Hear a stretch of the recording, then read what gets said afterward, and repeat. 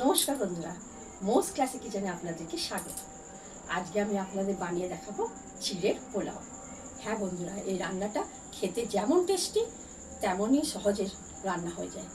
এই রান্নাটা আপনারা ব্রেকফাস্টে খেতে পারেন, বিকেলবেলা চা কফির সঙ্গে খেতে পারেন, কিংবা টিফিনে নিতে পারেন। আসুন দেখে নিই এই রান্নাটা রান্নাঘরে কীভাবে বানাবো। এখানে আমি 200 গ্রাম চিড়ে ভালো করে ধুয়ে জল ঝরিয়ে নিয়েছি। এখানে একটা আলু মিডিয়াম ডুমো ডুমো কেটে আমি সিদ্ধ বয়েল করে নিয়েছি। ঝিরিঝিরি করে ক্যাপসিকাম কেটে নিয়েছি। ছোট টুকরো আমি বিনস কেটে নিয়েছি। দুটো ছোট কাঁচা লঙ্কা টুকরো করে কেটে নিয়েছি। আপনার লঙ্কা যেরকম ঝাল চাই সেরকম করে নিয়ে নেবেন। টমেটো কুচি নিয়েছি। গ্রেট করে একটা গাজর নিয়ে নিয়েছি। এখানে কাঁচা বাদাম আমি ভেজে তুলে রেখেছি। কিশমিশ, লেবুর রস, আর কারি পাতা, সাদা তেল, গোলমরিচ, চিনি, হলুদ আর নুন নিয়েছি। রান্নার এবার আগে পাচ্ছি।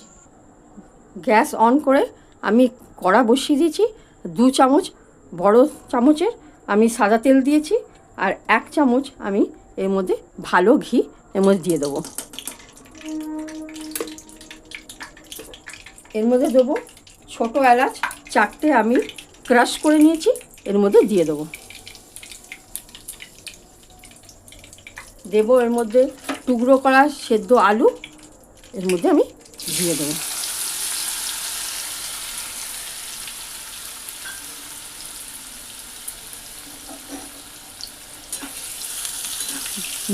ফ্লেমটাকে মিডিয়ামে হাইতে রাখবো। নাড়াচাড়া করে এর মধ্যে আমি ক্যাপসিকাম কুচো করা এর সঙ্গে দিয়ে দিলাম। একটু ভাজা ভাজা হবে।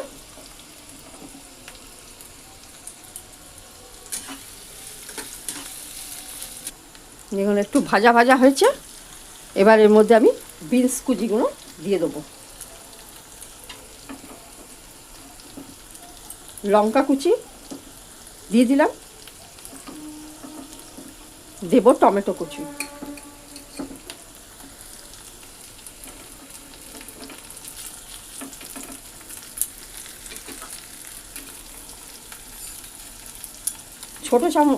ছোটো চামচের হাফ চামচ আমি হলুদ দেবো।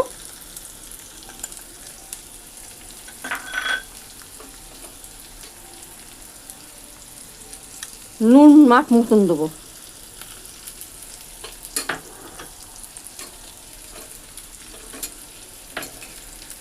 ভালো করে একটু নাড়াচাড়া করবো। একটু ভাজা ভাজা আর একটু হবে, আর টমেটোটা একটু গলবে। এর মধ্যে কারি পাতা দিয়ে দেবো, আর একটা বড় চামচ আমি চিনি দেবো।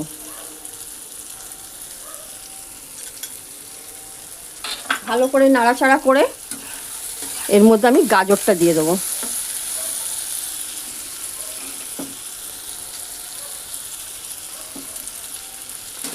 আর একটু ভালো করে নাড়াচাড়া করব। সবজিটা ভাজা ভাজা হয়ে গেছে, আর টমেটোও গলে গেছে।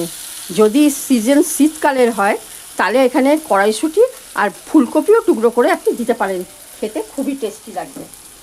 এবার এর মধ্যে আমি ভেজানো চিড়েটা দিয়ে দেবো। ভালো করে নাড়াচাড়া করে নেব।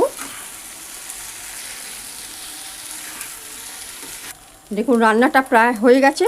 এবার এর মধ্যে আমি ছোটো চামচের 1 চামচ আমি গোলমরিচের গুঁড়ো দিয়ে দেবো। কিশমিশ ছড়িয়ে দেবো, আর বাদাম আমি ভেজে রেখেছিলাম, ওটাকে একটু ক্রাশ করে নিয়েছি।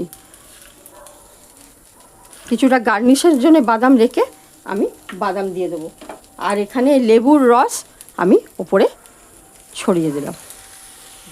গ্যাস বন্ধ করে এবার ঢাকা দিয়ে পরিবেশন করব। চিড়ের পোলাওকে আমি একটা প্লেটে সার্ভ করে দিলাম। এটাকে কিশমিশ আর বাদাম দিয়ে আমি ডেকোরেট করে দিচ্ছি। এই রেসিপিটাকে আপনারা বাড়িতে বানান, সবাইকে খাওয়ান, আর লাইক শেয়ার সাবস্ক্রাইব করার অনুরোধ রইল। অবশ্যই করবেন। ধন্যবাদ।